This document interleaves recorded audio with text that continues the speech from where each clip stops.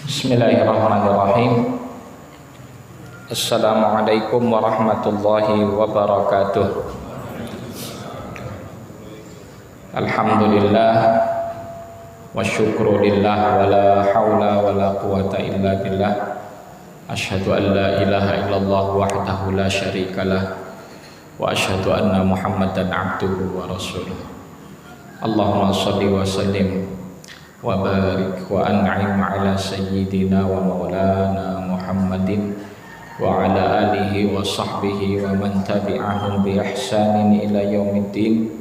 Fa nas'alullaha ta'ala an yamunna 'alaina bi fadlihi wa karamihi wa judihi al-'ilman nafi' wal 'amal as-salih wa yufaqihana fid din wa yaftah lana futuhal 'arifin wa yarzuqana al-ikhlasa fil aqwali wal a'mal. Allahumma amin. Ma'asyiral muslimin wal muslimat, jamaah pengajian Ahad pagi di Masjid Fatimah Jaten Karanganyar rahimakumullah. Pagi ini kita bersyukur karena telah diberikan kesempatan oleh Allah bisa bertemu, bisa menghadiri majelis ini, bisa melaksanakan sholat subuh berjamaah, dan ini adalah sebesar-besar nikmat bagi seorang mukmin ketika Allah Subhanahu wa ta'ala berikan kepadanya taufik untuk mengerjakan amal soleh. Nikmat terbesar bagi seorang mukmin adalah ketika dia diberi kesempatan, diberi taufik untuk bisa mengamalkan amal soleh, untuk bisa beribadah. Dan nanti apabila seseorang istiqomah mengerjakan dan mengamalkan ibadah dan amal soleh tersebut, maka Allah Subhanahu wa ta'ala tambahkan nikmat baginya, yaitu merasakan ladzatul ibadah, lezatnya, nikmatnya mengerjakan ibadah. Tidak setiap orang diberi kesempatan untuk bisa beribadah, dan tidak setiap orang yang beribadah diberi nikmat oleh Allah untuk merasakan manisnya ibadah. Nah, disinilah harapan terbesar kita ketika Allah Subhanahu wa ta'ala memberikan nikmat-nikmat tersebut.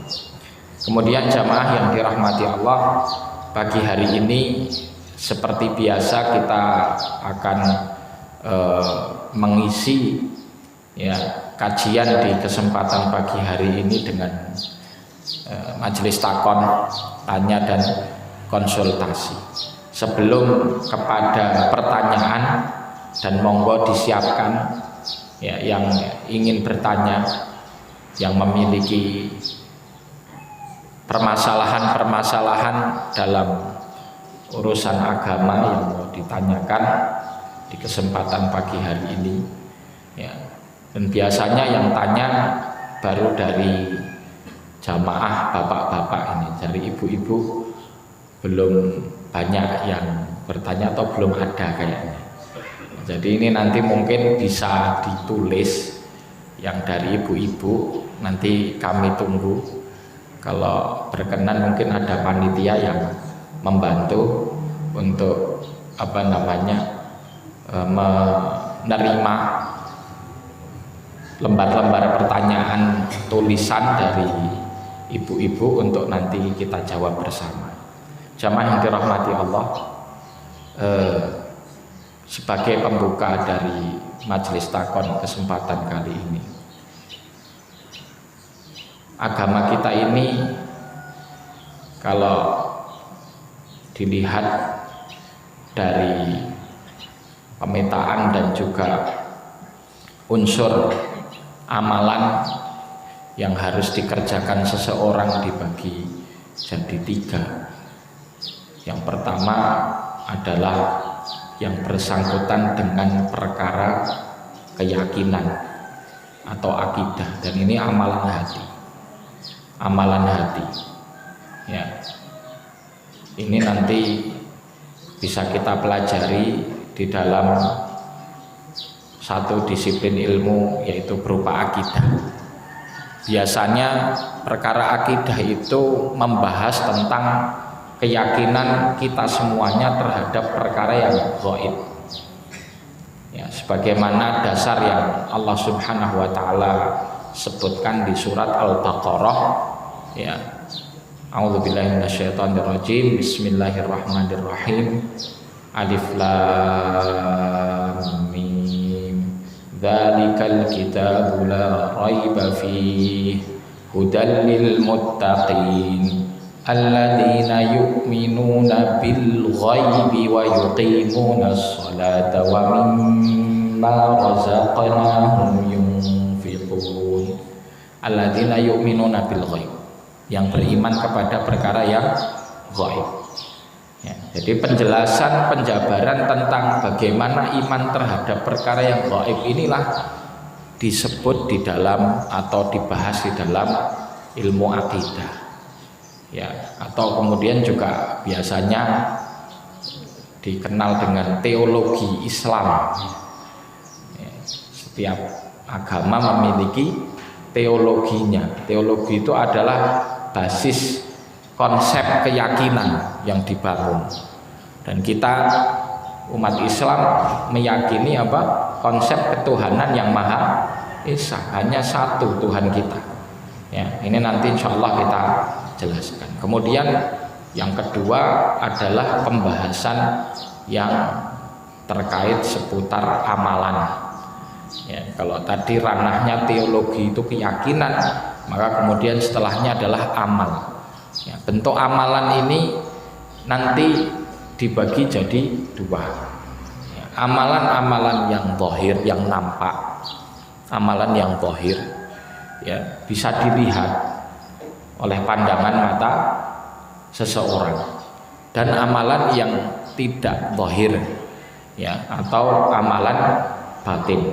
Nah, amalan zahir ini nanti ranah pembahasannya adalah ilmu fikih.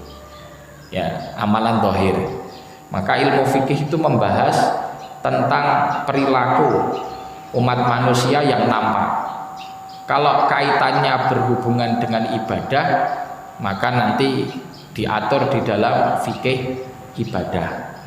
Kalau ranahnya berkaitan dengan harta, ya, transaksional, maka diatur di dalam fikih muamalah. Karena manusia itu diciptakan berpasangan, ada laki-laki dan perempuan, maka yang terkait dengan urusan pernikahan itu diatur dalam fikih munakahah atau fikih nikah. Kemudian di dalam hubungan sosial, ya, dan juga hubungan dengan konsekuensi menjalankan hukum syariat, kadang terjadi pelanggaran, maka diatur di dalam fikih yang disebut hudud wal jinayat, yaitu permasalahan hukuman had dan juga hukuman jinayat atau kriminalitas. Dari permasalahan fikih ini kita berusaha untuk menjalankan apa yang ditetapkan oleh Allah Subhanahu wa taala berupa syariat, yang nanti cakupannya ada yang perkara yang wajib, ada yang haram, ada yang sunnah, ada yang makruh, ada yang mubah untuk kita jalankan. Jadi ada 5 hukum taklif yang tadi kami sebutkan. Dengan belajar fikih ngerti, oh ini wajib, oh ini sunnah, oh ini haram, oh ini makruh, itu dengan belajar hukum fikih. Kemudian yang terakhir, amalan yang tidak nampak. Amalan yang tidak nampak. Nah, kalau yang nampak tadi dibahas dan dipelajari di dalam ilmu fikih. Kalau amalan yang tidak nampak atau amalan hati, itu pembahasannya di bab tasawuf. Pembahasannya di bab tasawuf. Maka Yang dibahas di dalam tasawuf itu tentang amalan-amalan terpuji yang hendaknya dimiliki hati seseorang, seperti ikhlas, jujur, zuhud, qanaah, ridha, dan seterusnya. Itu amalan-amalan positif yang hendaknya hati kita itu mengamalkannya. Hati kita dihiasi dengan amal-amal baik tersebut. Ya, juga ilmu tasawuf itu konsepnya meninggalkan amalan yang merusak dan mengotori hati, seperti ujub, riya, sum'ah, takabur, kadhib atau bohong, dusta, khianat, dan amal-amal buruk yang lain, hasad, iri, ya, dengki, dan seterusnya. Ketika seseorang bisa menghiasi hatinya dengan amal-amal baik, ya, amal-amal atau adab-adab yang indah, seperti ikhlas, zuhud, dan yang lain tadi, dan dia menghindarkan hatinya, membersihkan hatinya, menjauhkan hatinya dari amal-amal yang tercela ataupun sikap-sikap dan sifat-sifat yang tercela, seperti khianat, ujub, riya, sum'ah, dan seterusnya tadi, maka hatinya bersih dan hatinya akan menjadi hati terbaik. Hidupnya di dunia juga baik, dan di akhirat semua yang dia bawa dari dunia ini akan membawa manfaat. Sebagaimana firman Allah, yauma la yanfa'u malun wala banun illa man atallaha biqalbin salim. Hari ketika tidak bermanfaat harta dan juga anak keturunan kecuali yang menghadap Allah membawa hati yang bersih, hati yang sehat. Nah, ini konsep tasawuf itu pada dasar dan intinya dua hal tadi, ya, bagaimana hati mengerjakan amalan-amalan dan sifat-sifat yang baik dan menjauhi amalan-amalan serta sifat-sifat yang buruk. Nah, cuman sekarang tasawuf atau orang juga mengenal dengan thariqat itu kemudian banyak melenceng. Ya, tujuan orang berthariqat itu agar jadi keramat. Keramat itu apa? Keramat itu asalnya dari kata-kata karomah. Ya, tapi orang kemudian mau ngomong karomah mungkin dengan aksen Jawa atau aksen Indonesia susah ngomongnya, bukan karomah tapi keramat, ya.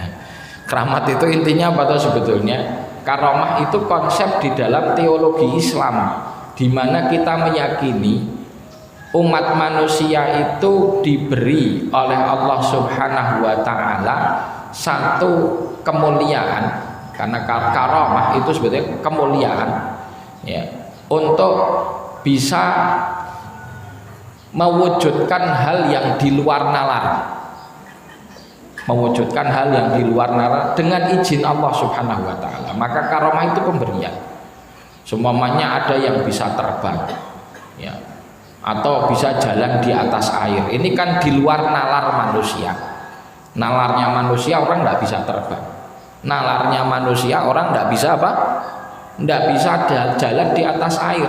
Tapi dengan konsep karomah itu bisa terjadi. Kok bisa terjadi? Iya, karena yang menjadikan itu Allah. Nah, cuman nanti dalam teologi atau keyakinan kita tentang karomah, karomah itu tidak akan muncul, tidak akan wujud kecuali atas izin Allah dan diberikan kepada hamba-hambanya yang khusus dengan syarat-syarat yang khusus. Salah satu syarat utamanya apa? Orang yang mendapat karomah itu, ya, itu komitmen dan konsisten mengerjakan syariat. Komitmen dan konsisten mengerjakan syariat. Kalau orang ngaku punya karomah tapi tidak konsisten mengerjakan syariat, itu bohong, dusta.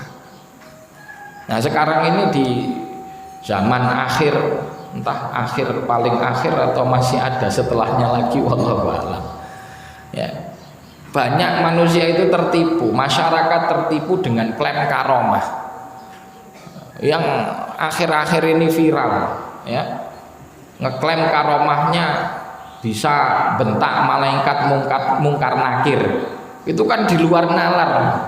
Dari dulu karomah itu Allah Subhanahu wa taala berikan, ya, kepada umat manusia, dan kadang ditunjukkan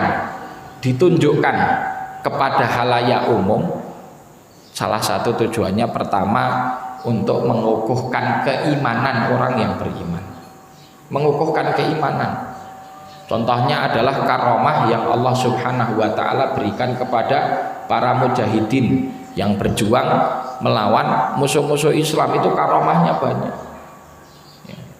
Sampai Syekh Abdullah Azzam itu punya buku Ayatul Rahman fi Jihadil Afghan. Itu beliau mengumpulkan karomah-karomah yang beliau lihat sendiri atau beliau dapatkan ceritanya dari kabar yang kredibel tentang karomah di bumi jihad Afghanistan ketika mengusir Uni Soviet, ya, dari bom yang tidak bisa meletus, dari batu yang dilemparkan bisa meledakkan tank dan yang lain sebagainya. Itu karomah. Kenapa Allah wujudkan itu untuk menguatkan iman gitu. Menguatkan iman. Oh, memang ini dengan ini kita ditolong sama Allah. Ya, para pejuang di sana dengan karomah-karomah itu semakin yakin dengan janji Allah.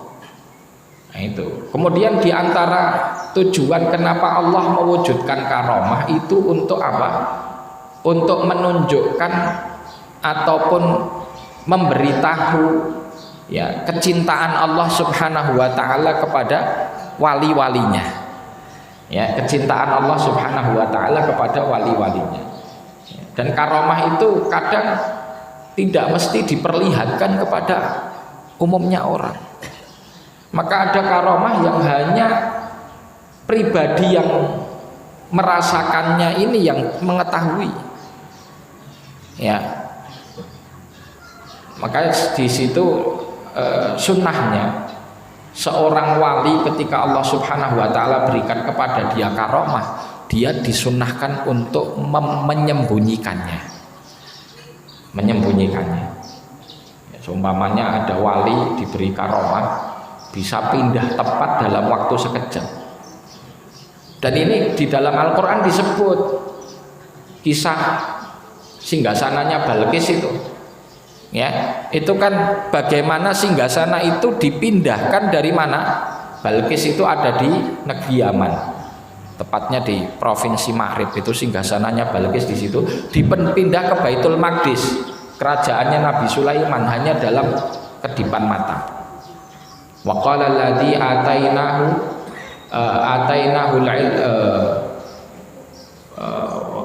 atainahu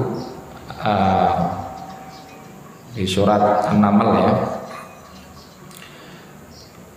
Di surat An-Naml Allah Subhanahu wa taala menegaskan tentang masalah ini, ya.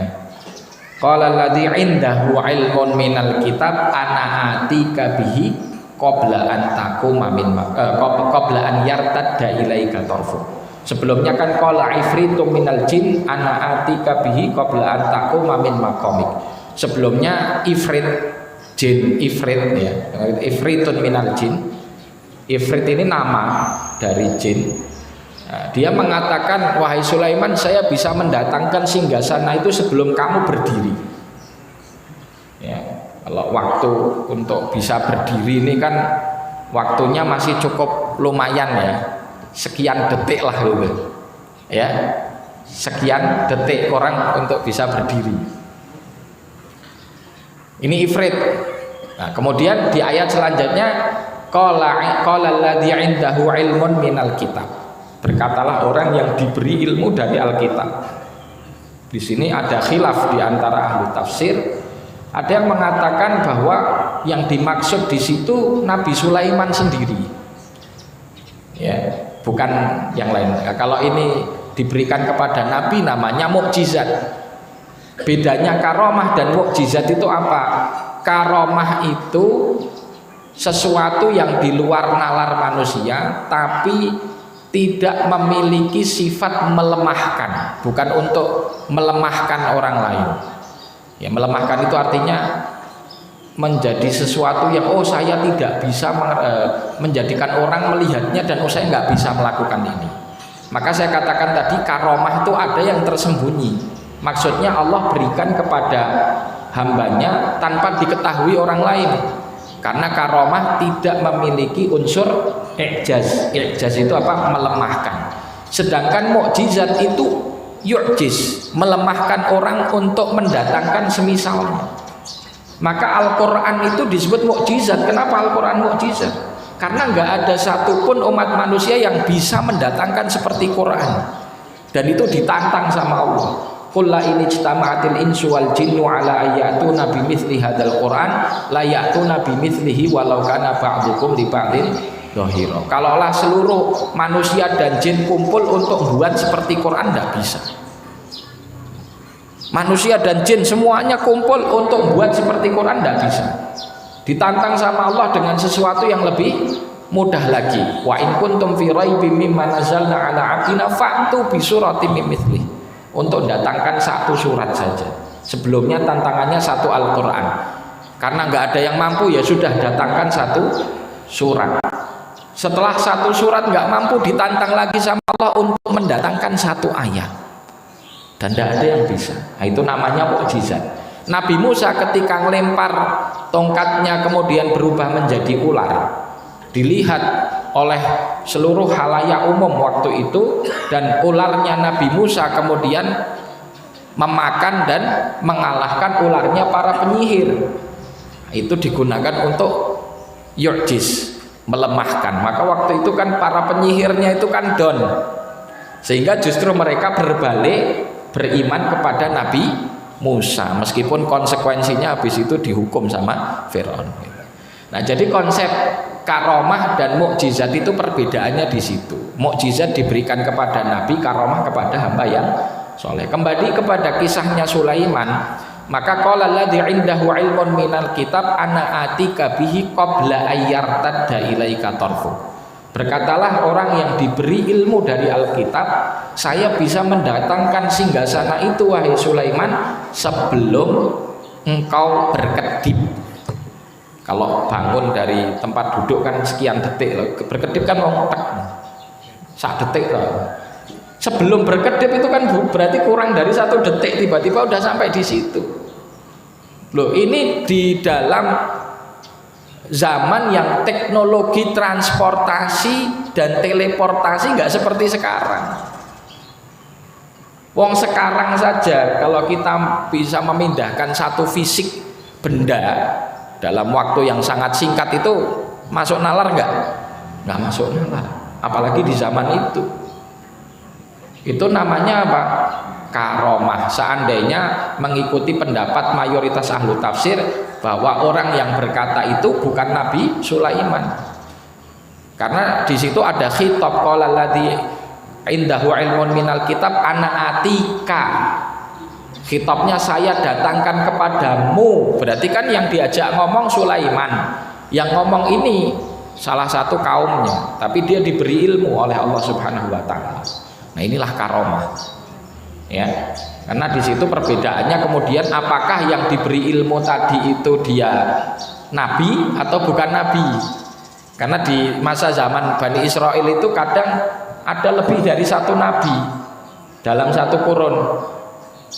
Nabi Musa dan Nabi Harun bareng, ya kan? Nabi Zakaria putranya Nabi Yahya bareng, Nabi Sulaiman, Nabi Daud bareng, ya, Nabi yang dikirim ke Antokia di surat Yasin dulu pernah kita tadaburi 3 nabi itu. Nah, jadi ada pendapat bahwa yang mengatakan saya bisa mindah singgasana Balkis ini nabi juga, ya, tapi ada yang mengatakan bukan, dia bukan nabi, tapi dia orang soleh, diberi ilmu oleh Allah Subhanahu wa ta'ala, maka statusnya tadi jadi karomah. Wallahu ta'ala alam. Nah, kembali kepada apa yang menjadi kegelisahan saya, Pak, ngelihat orang ngomong ngomongnya basa Jawa ini ngomong gedebus. Ya, gedebus itu ngomong membual. Ngomong kosong. Katanya marahi mungkar nakir, katanya dia jadi penjaga neraka, katanya jadi macem-macem, katanya bisa bahasa semut, katanya bisa ngomong sama bidadari di surga. Ini tidak masuk akal, tapi diikuti. Lah itu memang tidak ngeri itu. Kalau saya kok merasa yang seperti ini tuh harusnya umat itu cerdas, kalau perlu dilaporkan itu. Kadang membawakan hadis dengan apa namanya, kedustaan, mengatakan Rasulullah berkata, ngomong dengan bahasa yang nggak jelas, ngomongnya katanya bahasa Suryani. Suryani dari mana? Ngaku-ngaku Suryani karena apa? Nggak ada orang sekarang yang mendalami dan menekuni bahasa Suryani sehingga dusta apa enggak dustanya dia tidak bisa dicek sama ahli gitu. Kalau ada orang ngaku pinter bahasa Arab tapi ngomongnya nggak sesuai bahasa Arab kan ketahuan kalau sekarang. Ngaku pinter bahasa Inggris tapi nggak pas ngomong ternyata bukan Inggris, ketahuan karena banyak yang ahli. Ngakunya pakai bahasa yang sudah punah itu istilahnya. Akhirnya orang ngikut.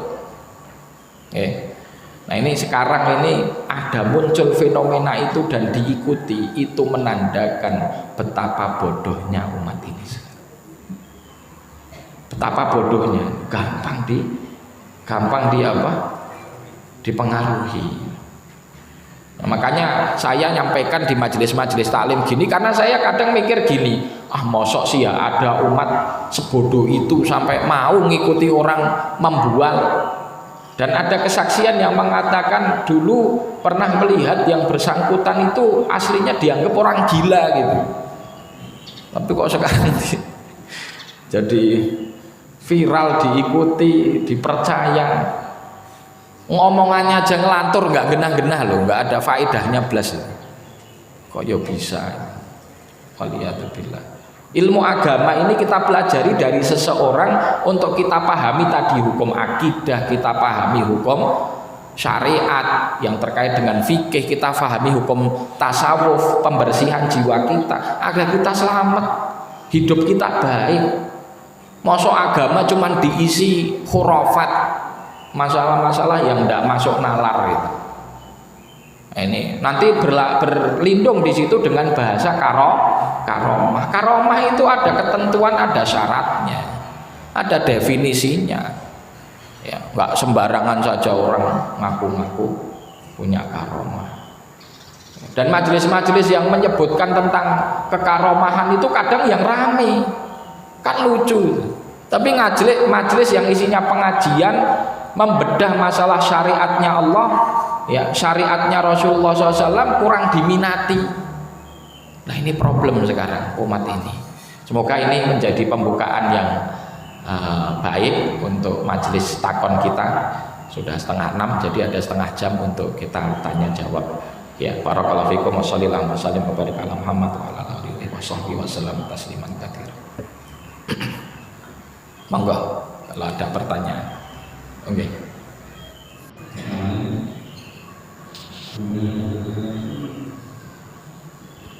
Halal apa enggak gitu ikan lelenya?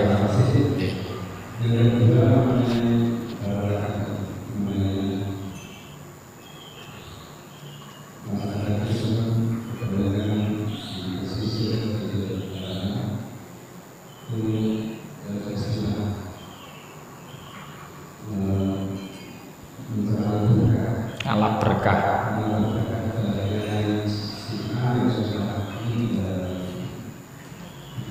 Ya, barakallah.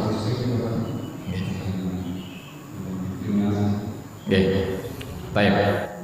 Ini bagus, ada dua pertanyaan. Yang pertama kaitannya fikih, yang kedua kaitannya akidah. Yang berkaitan dengan fikih, kolam lele ya, kolam lele dikasih makanan bangkai, ya, ataupun apapun termasuk ya mohon maaf ya kotoran manusia. Itu bukan hanya ikan lele saja. Ikan yang lain juga doyan gitu. Ya. Karena karena di daerah saya itu ya Wonosobo sana Kretek itu airnya melimpah jadi banyak kolam. Dulu WC umum itu ya cuman dibuatkan bilik-bilik di dekat kolam-kolam ikan itu, airnya mengalir gitu. Jadi mohon maaf ketika buang hajat keluar langsung ke kolam dan dimakan sama ikan-ikan itu. Sebetulnya konsepnya sama. Ya, hewan yang halal untuk kita makan, tapi dia memakan juga dari barang-barang atau makanan yang najis, itu kategorinya masuk kepada hewan jalalah. Apa namanya, Pak? Jalalah. Jalalah itu bagaimana ya? Jalalah ini tidak boleh dimakan seseorang kecuali setelah dia dikarantina dulu minimal 3 hari. Tidak dikasih makan kecuali dengan makanan yang halal. Ya. Jadi kalau bangkai itu kan najis bagi kita, haram bagi kita. Kalau bagi ikan haram makan apapun ya boleh. Ayam kampung itu jalalah.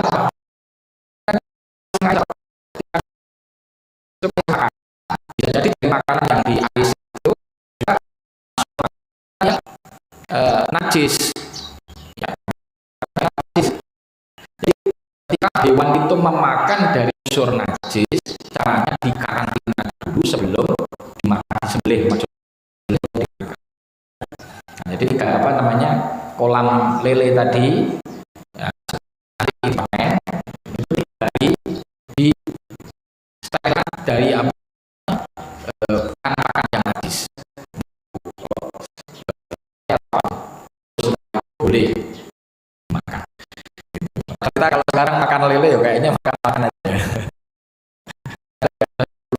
langsung ke kolamnya, padahal ya dari benda najis itu masih aturannya jalalah ini dikarantina dulu. Barakallahu. Kemudian ngalap berkah ya, ada istilah ngalap berkah yang dimintai barokahnya itu bukan nabi tapi itu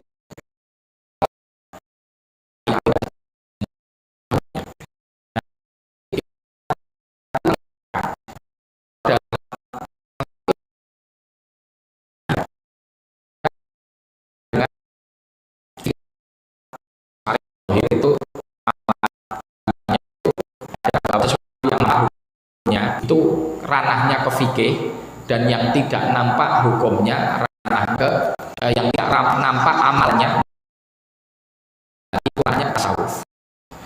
Ngalap berkah ini campur unsur sekaligus ya. Dari sudut pandang akidah, keyakinan bahwa orang soleh itu mendatangkan berkah. Ini kan ranah teologi, keyakinan. Satu. Dari sudut pandang fikih, amal atau apapun gitu. Nanti ini berlaku juga bagi yang hidup atau yang sudah ya. Ngambil sesuatu ya, itu masuk ranah fikih. Kemudian ya, dari sudut pandang kesufian, bahwa seseorang itu dengan ya ini teologi juga, keyakinannya ketika sesuatu dari orang soleh maka itu bisa menjaga kebersihan hati. Ada yang meyakini seperti itu, maka ini masuk kepada bab tasawuf. Jadi ini pertanyaannya musyrik atau tidak musyrik dilihat bukan dari sudut pandang fikihnya, dari sudut pandang teologinya, dan sudut pandang dari yakini hati. Kapan seseorang jadi musyrik? Ketika dia menganggap bahwa orang soleh itu bisa mendatangkan manfaat dan madharat.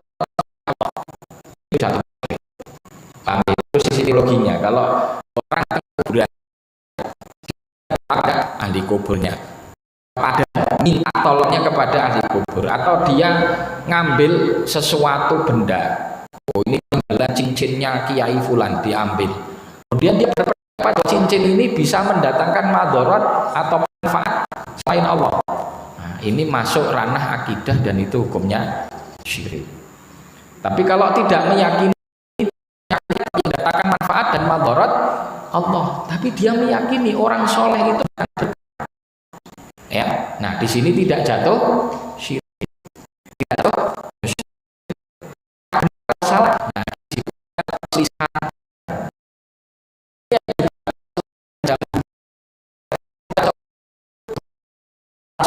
Yang sudah mati itu menjadi khilaf. Khilaf lebih runcing lagi ketika itu terjadi atau dilakukan kepada sudah meninggal. Kalau yang sudah hidup ini memang khilafnya terlalu runcing, perselisihannya tidak terlalu runcing. Ada perselisihan tapi tidak besar karena walinya, solehnya atau kiainya masih hidup. Tapi terjadi perselisihan besar ketika sudah meninggal. Dan bab yang paling dikhawatirkan oleh pihak yang melarang adalah ketika unsur-unsur tersebut jadi pembuka pintu kesyirikan. Karena dengan orang itu semakin tipis ilmu agamanya, semakin punya kemungkinan dia salah persepsi. Yang awalnya konsepnya adalah tabaruk, meyakini hanya Allah menitipkan barokah, tapi kemudian konsepnya bisa bergeser bahwa benda-benda itu tadi yang secara mendatangkan manfaat atau madharat selain Allah Subhanahu wa taala. Ini pemetaan pembahasannya Pak ya. Jadi di situ tetap ada ranah khilafiyah yang kita juga harus bijak ketika menghadapi fenomena itu. Jangan terlalu frontal menyalahkan, tapi juga bukan gampang-gampang mengikuti sesuatu kecuali setelah kita mengetahui ilmunya. Oke, begitu. Jelas nggak? Ngapunten. Monggo. Ini mic-nya diedarkan apa? Yang dari ibu-ibu sudah ada catatan atau pertanyaan dereng nggih? Ngapunten mbok pilih nanti panitia nggih. Anu napa? Apakah seseorang itu berlangsung terus-menerus atau hanya satu kali itu saja yang pertama. Yang kedua, hubungannya dengan sekarang ini orang meminta doa pada seseorang. Nah ini yang jadi masalah. Kalau orang sakit berbaca Rasulullah dulu seperti apa? Karena sekarang ini sistem kembali dengan medis, dengan non medis, dengan mungkin dengan doa-doa itu. Terima kasih. Assalamualaikum warahmatullahi wabarakatuh. Yang pertama tadi saya sampaikan karomah itu pemberian dari Allah kepada hambanya yang khusus. Artinya bisa nggak berulang-ulang? Bisa. Nggak hanya sekali, bisa 2 kali, 3 kali, 4 kali. Tergantung seberapa sering Allah mau memberikan karomahnya kepada hamba itu. Tapi ingat, karomah itu bukan dimunculkan sama si hamba ini. Seakan-akan kekuatannya ada di dia. Sekarang konsep karomah kan disalahfahami seakan-akan yang punya kekuatan itu si hambanya. Padahal bukan, karomah itu Allah memberikan. Kadang dengan diminta, kadang tidak. Ada karomah yang diminta. Ya. Seorang wali ini yang doa minta kepada Allah, ya Allah. Ya, seumpamanya karomahnya dia ya ini seumpamanya kita gambarkan di perang, di peperangan di Gaza seumpamanya seorang wali mengatakan, ya Allah jadikan batu ini jadi bom seumpamanya, terus dilemparkan ke tanknya musuh, meledak gitu. Nah ini karomah, tapi dengan permintaan. Ada juga enggak, dalam kondisi terpepet, yang penting dia ngelempar batu, tapi setelah mengenai tanknya ternyata meledak. Itu juga karomah juga, tapi yang ini dengan diminta, yang ini tidak diminta. Konsepnya sama, Allah yang ngasih. Jadi bisa sekali, bisa 2 kali, bisa berkali-kali. Ya, sebagaimana yang Allah mau. Jangan sampai salah ya, konsepnya bukan kekuatan itu ada di makhluknya. Itu. Kalau kita ini makhluk nggak punya kuasa, nggak punya apa-apa, nggak punya kemampuan. Itu tadi masalah karomah. Kemudian yang kedua tadi masalah cara berobat dengan doa. Ini masuk ke dalam bab ruqyah. Boleh seseorang berobat dengan wasilah zikir, wirid, doa. Baik dilakukan dirinya sendiri atau minta kepada orang lain. Seperti minta air putih ini didoakan kemudian diminum. Itu maksudnya bab ruqyah, itu diperbolehkan. Ya, kenapa kok kemudian minta dari orang lain? Ya, karena kadang keyakinan seseorang bahwa yang lebih mujarab doanya adalah dari orang yang lebih soleh gitu. Kadang kita merasa, oh ya saya kurang, saya banyak dosa, saya ada kiai fulan, ada alim fulan, ya kemudian datang saya minta doanya gitu. Nah, kemudian tradisi yang berkembang sekarang kalau minta air doa itu ngamplopi, gitu. Ya. Nah itu sebetulnya babnya sesuatu yang berbeda. Secara hukum fikihnya mubah, karena amplop itu kalau tidak disyarati tidak ada masalah. Ya, kalau kiainya semuanya nggak nyarati kalau minta air ke saya 50.000 nggak ada syarat begitu, sah-sah saja. Tapi kalau syaratnya itu diwujudkan justru malah jadi batil, karena kalau disebut jual beli, doa tidak diperjualbelikan. Kalau jual beli air, kenapa air segini bisa jadi 50.000 atau 100.000? Ya, padahal harga pasarannya nggak segitu kan gitu. Nah itu jadi batil malahan kalau seandainya disyarati. Ya, kalau tidak disyarati jadi sah, karena di situ uang yang diberikan itu bentuknya hibah gitu. Karena tidak ada transaksionalnya bahwa saya beli air ini. Nah, cuman karena praktek ini kemudian jadi marak ya, dan kadang dimanfaatkan oleh pihak-pihak yang tidak bertanggung jawab. Waliyadzubillah. Itu. Tapi asalnya sebetulnya itu merupakan cara pengobatan yang diperbolehkan, masuk kepada bab ruqyah syar'iyyah. Nih, monggo selanjutnya Bapak.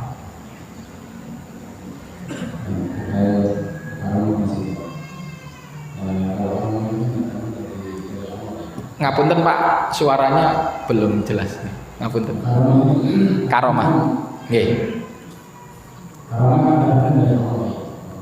Dari Allah nggih. Nggih. Ada kemungkinan dari jin. Tapi ini jin kok luar biasa itu jin punya kekuatan yang super sedikit. Ya. Yang kedua zakat. Terkait apa? Zakat ya. Misalnya kita jual beli, misalnya beli mobil, jual mobil kemudian dibelikan lagi. Nah, ada pendapat kalau kita menerima uang itu kita zakati. Nah, apakah ketika kita beli jual mobil itu kita zakati dulu atau tidak? Kita berjaga, karena kalau misalnya kita zakati kita mobil lagi itu nggak cukup gitu. Yang pertama, jin itu memang diberikan kekuatan oleh Allah Subhanahu wa Ta'ala, sebagaimana Allah memberikan kekuatan kepada kita. Cuman yang jadi masalah, jinnya sendiri kita nggak lihat. Terus kekuatan apa yang Allah berikan kepada jin itu juga kita nggak ngerti. Disitulah ketika terjadi istilahnya kolaborasi, manusia minta tolong kepada jin untuk melakukan satu perkara, maka jin itu mengerjakan tanpa kita sadari, tanpa kita ketahui, karena kita nggak lihat. Masalahnya kadang kekuatan jin ya biasa saja di batasan-batasan yang Allah berikan kepada kita. Contoh saja mudah begini, kita ini Allah berikan kelebihan oleh Allah Subhanahu wa Ta'ala, uang dan kekuasaan contoh ya.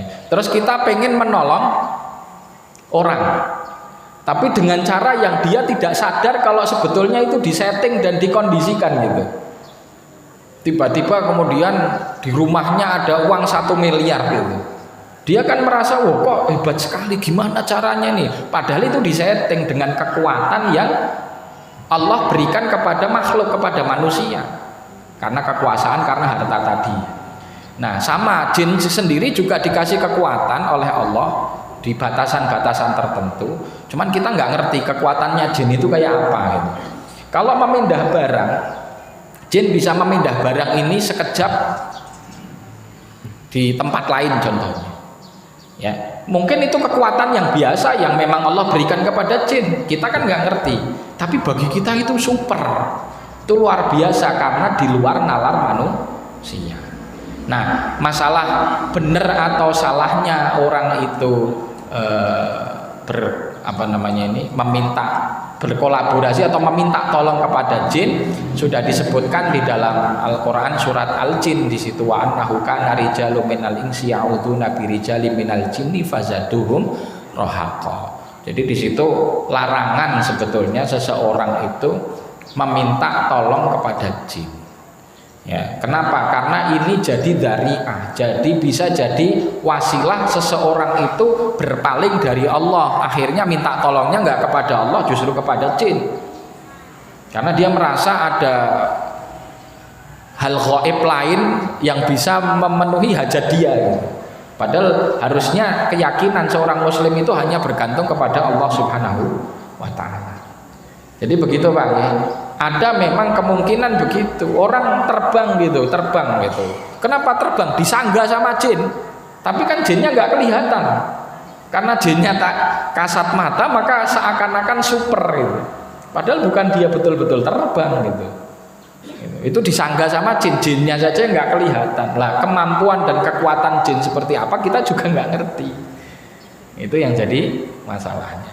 Nah, untuk membedakan mana yang itu karomah datang dari Allah dan mana itu yang af'al syaitaniyah sebagaimana disebutkan Syekhul Islam Ibnu Taimiyah, yaitu karena disebutkan pengaruh jin atau setan, itu dilihat dari komitmen ya seseorang tadi di dalam menegakkan hukum syariat. Kalau orang itu dia soleh menegakkan hukum syariat, melaksanakan yang wajib, menjauhi yang haram, menghalalkan yang halal, mengharamkan yang haram, seseorang yang dekat kepada Allah, nah itu insya Allah karomah. Tapi kalau nggak seperti itu, ketahuilah itu af'al syaitoniyah ya. Jadi orang tadi kok bisa mendatangkan hal-hal yang di luar nalar, itu karena dibantu setan atau jin. Patokannya di satu tadi, komitmen terhadap syariat ya. Kemudian yang kedua, pertanyaan masalah zakat. Nah, zakat jual beli ada aturan dan ketentuannya Pak. Ya, maksudnya zakat tijarah atau jual beli. Syarat ketentuannya satu, seseorang ya memang menjadikan adanya proses jual beli itu berkesinambungan. Ya. Jadi kalau cuma sekali transaksi jual beli itu tidak ada ketentuan zakatnya. Ya. Jadi berkesinambungan. Dia memang dia jual beli mobil, ya jual beli mobil terus memang gitu. Memang kerjanya jual beli mobil, ya kan? Itu. Terus yang kedua, bahwa nanti ketentuannya yang dihitung untuk dizakati itu adalah barang perniagaannya, barang yang dijual. Ya, barang komoditi yang dijual tadi. Ya. Kemudian yang ketiga, ada ketentuan nisab. Nisab itu ketika barang yang dijual jumlahnya setara dengan 85 gram emas. Berapa 85 gram emas? Kalau sekarang anggaplah 85 juta gitu. Seumpamanya 1 gramnya 1 juta. Kalau barang perniagaannya itu sudah masuk jumlah tersebut, baru terkena wajib zakat. Dan yang terakhir, proses jual beli ini berlangsung selama minimal 1 tahun. Jadi orang buka showroom mobil, ini sekarang ini awal Muharram ya, buka showroom mobil. Terus kemudian setelah 1 tahun bisnis showroom mobilnya itu masih berjalan. Nah, setelah dilihat, dicek di showroom itu ada 3 mobil di situ. Setelah 1 tahun dicek ada 3 mobil. Mobil yang pertama harganya berapa? 100 juta. Yang kedua 150. Mobil yang ketiga 50 juta semuanya. 3 mobil toh itu. Di total berapa, Pak? 300 juta kan gitu. Sudah melebihi nisab belum? Lebih, karena lebih dari 85 juta. Itu yang dizakatkan. Berapa zakatnya? 2,5% dari 300 juta.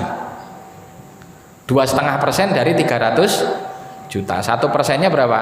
3 juta. Berarti 2,5%-nya 7,5 juta. Zakat bagi pemilik showroom tadi 7,5 juta.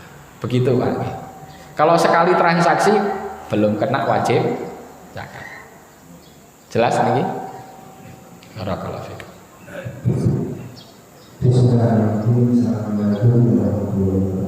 Waalaikumsalam.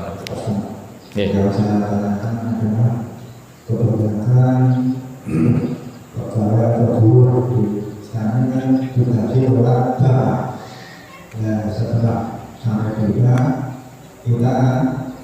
mengambil, karena mengambilnya tidak semua. Nah, itu termasuk kategori riba non dan itu bisa katakan bulan-bulannya ada sesaat itu bisa. Assalamualaikum warahmatullahi wabarakatuh. Waalaikumsalam warahmatullahi wabarakatuh. Nggih. Sebetulnya akad penyimpanan uang di bank itu kan garis besarnya dibagi jadi 2. Akad wadiah, kita nitip, dia jagain, ya. Atau yang kedua deposito. Deposito itu sebetulnya akadnya mudharabah. Kita kayak modali untuk bank nanti putarkan modal tersebut. Nah, kalau yang akadnya deposito, ya itu kan kita sama saja memodali bank gitu. Kemudian banknya mengambil uang tersebut untuk diputarkan. Tapi problemnya bisnis perputarannya itu minjemin orang dengan transaksi riba. Disitulah yang jadi haram. Ya, karena seakan-akan kita jadi murbi. Kita murbi itu ngasih modal bagi orang yang menjalankan riba atau pihak yang menjalankan riba. Tapi kalau akadnya wadiah itu asasnya sebetulnya mubah. Karena kita kayak titip barang, Pak. Saya titip duit, ya, dia jaga uang kita itu. Karena kalau kita simpen di kantong, kita simpen di dompet, bisa hilang, bisa kecopet dan seterusnya. Lebih aman dititipkan di bank. Kemudian fasilitasnya kita di situ bisa transaksi transfer, bisa macam-macam. Nah, itu tidak masalah. Hukum asalnya dasarnya adalah apa namanya? Mubah. Tapi memang untuk kehati-hatian sebetulnya ya kita lebih mengedepankan bank-bank yang syariah. Karena kalau dengan istilah syariah ini setidaknya jaminan dari dia harusnya menjalankan syariat. Masalah kemudian dia curang itu dosanya ditanggung Allah Subhanahu wa taala. Sedangkan bank konvensional itu umumnya ya memang sudah diketahui secara umum sistem transaksionalnya mayoritas dibangun di atas riba. Meskipun yang bab tabungan itu sebetulnya hukum dasarnya mubah, kehati-hatian saja. Nah, untuk kita berhati-hati lagi di dalam kita nabung biasanya masuk bunga. Padahal kita nggak minta uang akadnya, kita cuma nitip, tapi kadang ada bunga meskipun jumlahnya sedikit. Nah, itu jangan sampai diambil. Gitu aja.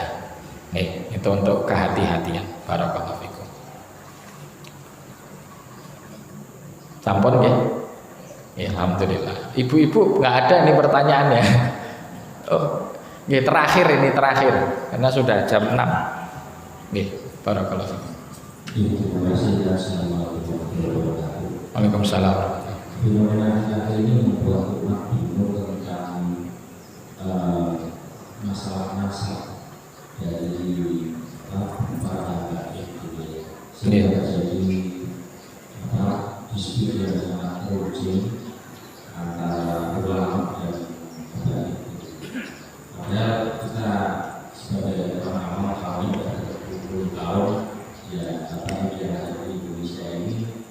keturunan Rasulullah. Keturunan Rasulullah sangat sah gitu. Tapi sekarang dipersoalkan bahkan diminta untuk melakukan tasbih dan sebagainya. Kita juga punya di mana ada dua polarisasi antara ulama dan apa ini Oke. bisa menunjukkan pembicaraan. Barakallahu fikum. Yang pertama Pak, ini penting sekali konsep di dalam Islam ya, bahwa manusia itu dinilai dari ketakwaan. Ya, ini konsep dasar. Inna akramakum indallahi atqakum. Ini harus kita jadikan pondasi dulu nih di awal. Ya, jadi patokan seseorang itu baik atau tidak baik itu takwa apa tidak di sisi Allah Subhanahu wa taala. Nah, kita manusia juga melihat sebetulnya begitu. Mau dia itu Habib atau bukan Habib, keturunan siapapun, kalau nggak takwa ya dia hina. Ya, kalau dia bertakwa meskipun tidak memiliki jalur nasab yang bagus, dia orang yang mulia di sisi Allah Subhanahu wa taala, dan kita juga diperintahkan untuk memuliakannya. Seorang Umar bin Khattab radhiyallahu taala anhu minta untuk diistighfari sama Uwais Al-Qarni, yang notabene-nya Uwais Al-Qarni ini bukan sahabat. Dia ini tabiin muhadram, nggak pernah ketemu Rasulullah SAW. Tapi Rasulullah berpesan kalau nanti kalian ketemu Uwais Al-Qarni ini, mintalah istighfar. Lo Umar bin Khattab lo dijamin masuk surga, minta. Karena ini orang bertakwa dihormati. Gitu. Itu konsep dasar dalam Islam. Kemudian yang kedua tentang masalah dzurriyyah Rasulullah SAW. Apa yang menjadi keistimewaan dari dzurriyyah ataupun keturunan Rasulullah SAW? Keistimewaannya dia diberi penghormatan lebih ketika dasar ketakwaannya ada. Jelas. Jadi takwanya dulu pondasi nggih. Baru atasnya oh ini dzurriyyah berarti kita lebihkan. Nah, jangan kebalik. Sing penting dzurriyyah, takwa ndak takwa. Oh ini ndak bener.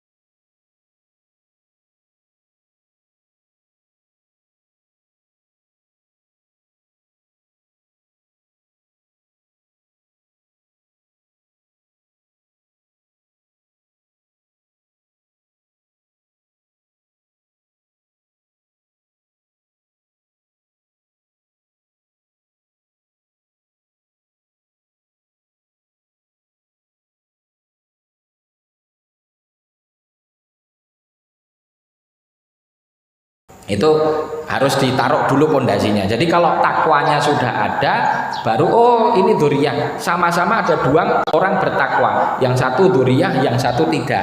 Nah, dzurriyyah ini lebih dicintai, cinta kita ditambahi. Kenapa? Selain dia bertakwa, dia juga dzurriyyah Rasulullah Shallallahu Alaihi Wasallam. Nah, polemik masalah saya berhenti akar.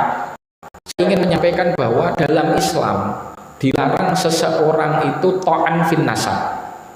Ya, ta'an itu artinya menyerang masalah nasab. Kalau seseorang dia mengaku saya anaknya fulan, kemudian tidak ada sesuatu yang kemudian istilahnya nampak jelas yang menafikan pernyataannya bahwa dia ini anaknya fulan, maka semua orang harus meyakini bahwa dia anaknya fulan. Maka dalam Islam itu nggak perlu ada istilah tes DNA, karena dulu nggak ada DNA, nggak ada hukum istilahnya tes DNA. Semuanya cukup dengan khobar. Kalau ada khobar thiqah, apalagi sudah ma'ruf bahwa fulan itu anaknya fulan, selesai. Ya.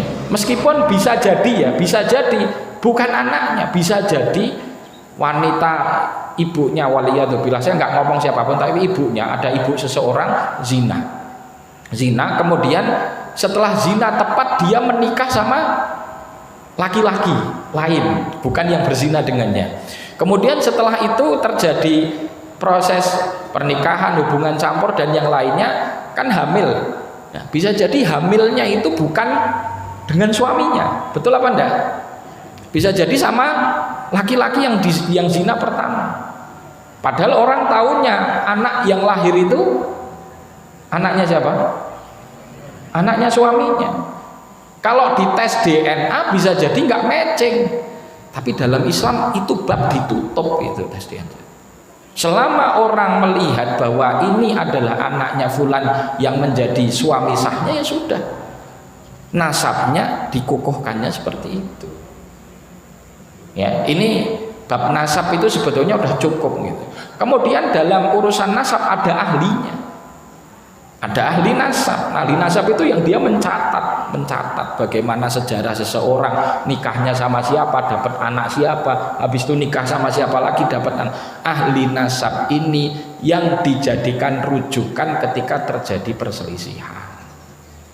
Nah, ketika masalah polemik nasab tentang habaib, khususnya yang dinisbatkan kepada Ba'alwi, ya, ini saya merasa tidak perlu diudal-udal. Selama mereka sudah berpuluh-puluh tahun, ratusan tahun diyakini itu adalah dzurriyyah Rasulullah, selesai. Nah, terus bagaimana konsep sikap kita kepada mereka? Sikap kita satu, selama dzurriyyat ini bertakwa, kita hormati, melebihi orang lain, ya, melebihi orang lain, orang biasa yang bertakwa. Tapi kalau nggak bertakwa, ya mohon maaf, mau Ba'alwi mau bukan Ba'alwi, ya kita tidak diperintahkan oleh Allah untuk menghormatinya. Jelas gitu? Karena konsepnya inna akramakum indallahi atqakum. Nah, jadi di sini agar masyarakat itu teredukasi. Terus yang terakhir yang saya khawatirkan problematikanya ini adalah upaya adu domba. Jadi ingin mengangkat sensitivitas terhadap apa? Dzurriyyat Rasulullah SAW. Kalau yang kemudian dimunculkan di masyarakat awam itu sensitif terhadap istilah keturunan Rasulullah, kemudian keturunan Rasulullah secara garis besar itu diserang, khawatirnya umat ini nanti juga tidak percaya sama Rasulullah. Karena akhirnya Islam itu, Indonesia itu sudah punya agama sendiri sebelum diserang sama apa tuh, agama transnasional. Nanti lama-lama kita menolak Rasulullahnya. Sama seperti orang Syiah menyerang sahabat. Kenapa menyerang sahabat? Ya, agar kita terputus dari syariatnya Rasulullah Shallallahu Alaihi Wasallam. Termasuk kebencian terhadap Arab. Sekarang dimunculkan rasis, orang dibuat benci sama orang Arab. Ini juga bahaya. Masalahnya kita bukan orang Arabnya, tapi di dalam Arab secara umum itu ada Rasulullah SAW. Kalau tujuannya nanti untuk menjadikan kita benci sama Rasulullah, bahaya. Nah, gini harus kita pahami upaya adu domba. Maka yang diangkat dzurriyyahnya Wali Songo sama dzurriyyah Rasulullah, seakan-akan mereka berseteru, padahal dari dulu nggak pernah ada perseteruan. Demikian apa yang bisa kami sampaikan, ya. Nah, ini semoga jadi statement. Saya jarang sekali memberikan statement begini karena ini ditanya. Nah, ini semoga bisa jadi edukasi. Ya, wassalamualaikum warahmatullahi wabarakatuh. Assalamualaikum warahmatullahi wabarakatuh.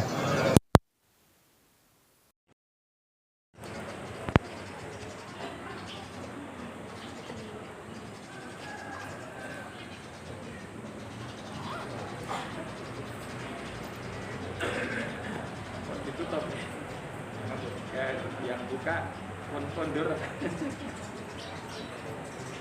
sarapan rupiah nih, sarapan mau ngomong loh, mau ditutup sama